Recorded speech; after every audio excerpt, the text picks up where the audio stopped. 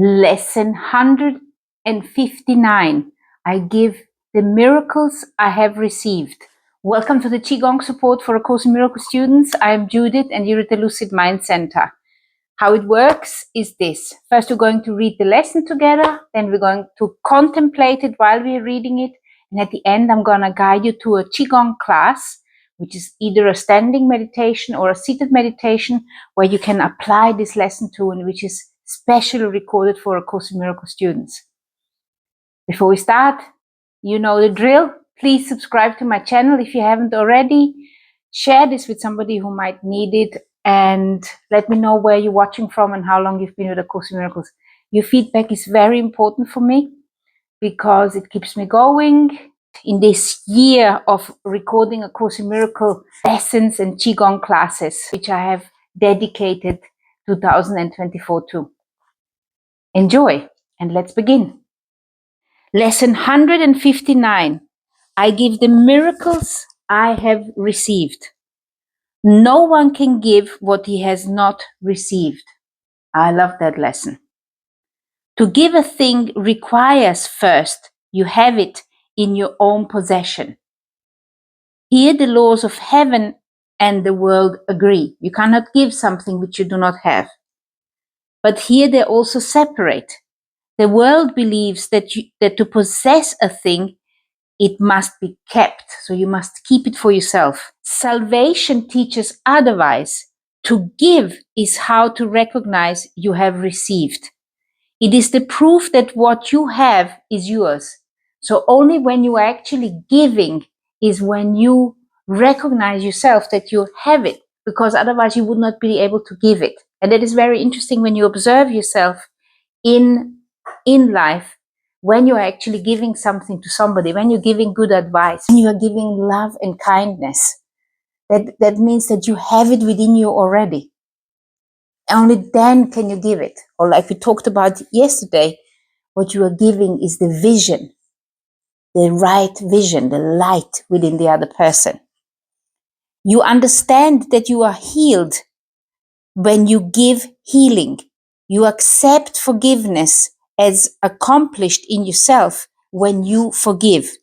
You recognize your brother as yourself, and thus do you perceive that you are whole.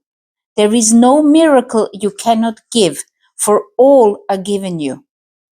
Receive them now by opening the storehouse of your mind where they are laid and giving them away.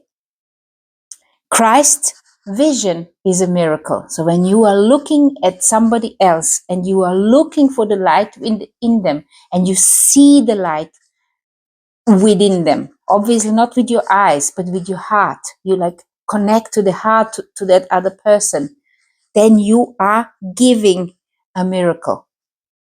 It comes from far beyond itself, for it reflects eternal love and the rebirth of love, which never died but has been kept obscure. Christ's vision pictures heaven, for it sees a world so like to heaven that what God created perfect can be mirrored there. The darkened glass the world presents can show but twisted images in broken parts. The real world pictures heaven's innocence. And it's when we actually can switch on this Christ vision within us, then we are looking past the misery in the world, because we are looking at the light within everybody else. And when we can look at the light within everybody else, we remember that the light is within us too. It's like a connection, a bridge. Christ's vision is the miracle in which all miracles are born. It is their source, remaining with each miracle you give, and yet remaining yours. It's the bridge. It is the bond by which the giver and receiver are united in extension here on earth, as they are one in heaven. Christ beholds no sin in anyone, and in his sight the sinless are as one. Their holiness was given by his Father and himself. Christ's vision is the bridge between the worlds, and in its power can you safely trust to carry you from this world into one made holy by forgiveness. Things which seem quite solid here are merely shadows there, transparent, faintly seen, at times forgot, and never able to obscure the light that shines beyond them. Holiness has been restored to vision, and the blind can see. This is the world beyond this world we see. So, if you're hearing me the first time saying this, maybe you have not been to any other classes of mine, but the way I perceive this world and the way I've understood it from studying the Course in Miracles, different versions, especially the Ur-text, I have come to the conclusion that the light is within us and the light is all around us.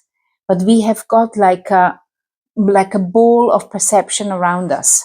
And onto this wall of perception, on this inner wall of that ball, we are projecting our perception onto that wall. So when you're looking around yourself, you're seeing your room, which always looks the same. You're hearing their sounds, which are corresponding to what you are seeing. You're smelling, you're feeling, everything.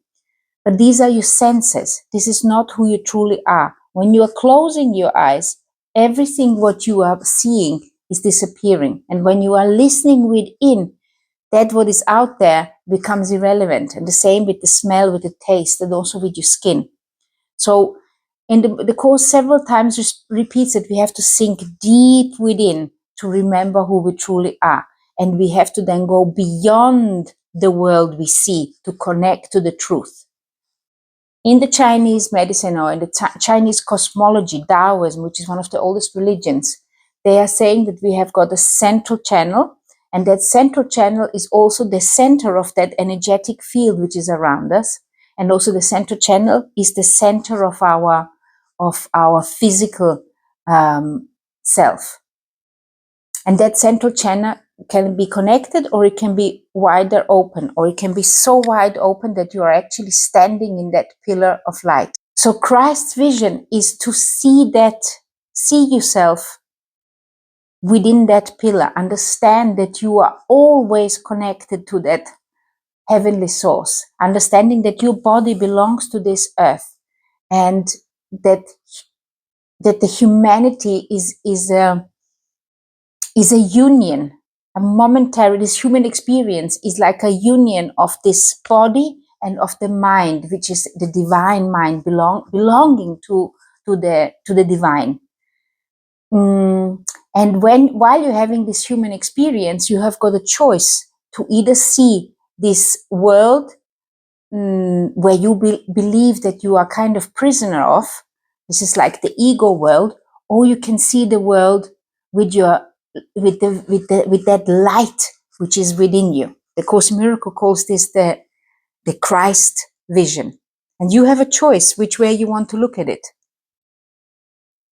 And when you are recognizing this light within yourself and you start seeing this light within others, that is when you have connected to Christ. This is when you have remembered who you truly are. So let's read this again. It is the bond by which the giver and receiver are united in extension here on earth as they are one in heaven.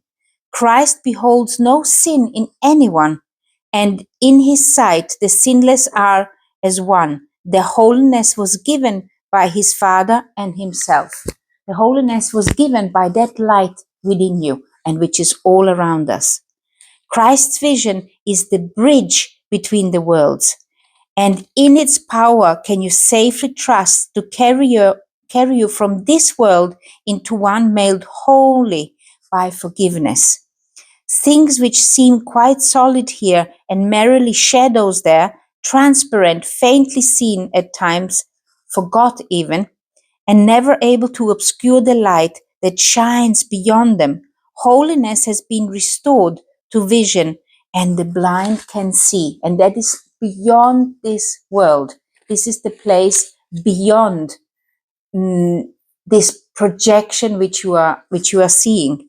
And but it's also this light is penetrating this world you're seeing. Otherwise, you wouldn't be able to even see in it. It's necessary to have light so that our eyes can even see. Our eyes cannot see without light. This is symbolically represented by the sun. This is the Holy Spirit's single gift, the treasure house to which you can appeal with perfect certainty for everything that can contribute to your happiness. All are laid here already. All the gifts are already laid here in that treasure house. All can be received, but for the asking. So you just need to ask for them. You can just ask, I want to see. I am determined to see. Here the door is never locked and no one is denied his least request or his most urgent need. There is no sickness not already healed, no lack unsatisfied, no need unmet within this golden treasury of Christ. Here does the world remember what was lost when it was made. For here it is repaired, made new again, but in a different light. What was to be the home of sin becomes the center of redemption and the hearth of mercy, where the sufferings are healed and welcome. Where the suffering are healed and welcome. No one will be turned away from this new home where his salvation waits. No one is stranger to him. No one asks for anything of him except the gift of his acceptance of his welcoming. Christ's vision is the holy ground in which the lilies of forgiveness set their roots. This is their home. They can be brought from here back to the world, but they can never grow in its unnourishing and shallow soil. So what this means is this: the forgiveness grows within you. The forgiveness is a mindset. You choose to forgive. You choose to see heaven. You choose to be happy. We choose it. We choose to see the light. We choose to behold everything in light. Christ's vision is the holy ground in which the lilies of the forgiveness set their roots.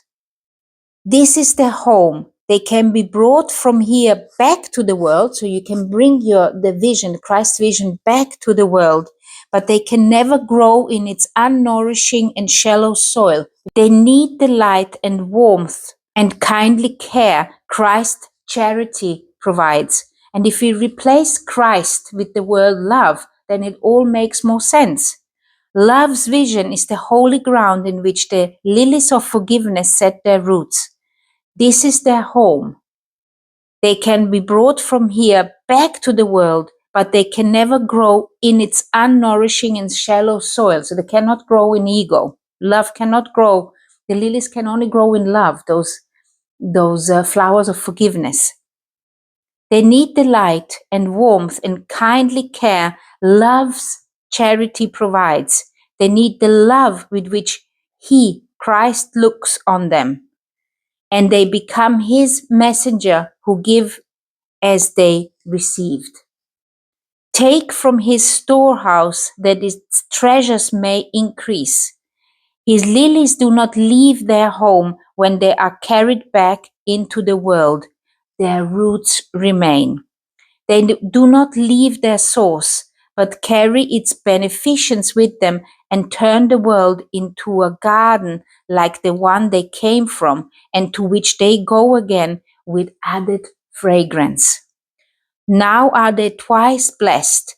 The messages they brought from Christ have been delivered and returned to them, and they return them gladly unto Him. So again, words are just symbols of symbols and twice removed from reality. Everything I'm conveying to you are just simple words. It's the experience within you which is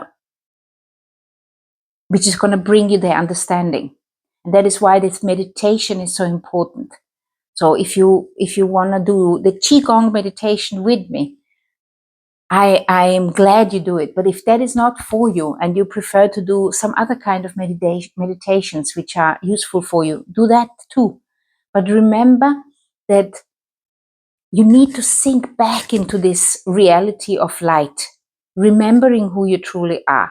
And then remembering that you are Christ within you, that this is who you truly are.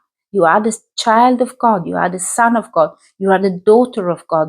It doesn't matter if you call it son, daughter, child, whatever you call it. It doesn't really matter. What it is, it has to be that awareness that you are the extension. You are that offspring of love, of that light.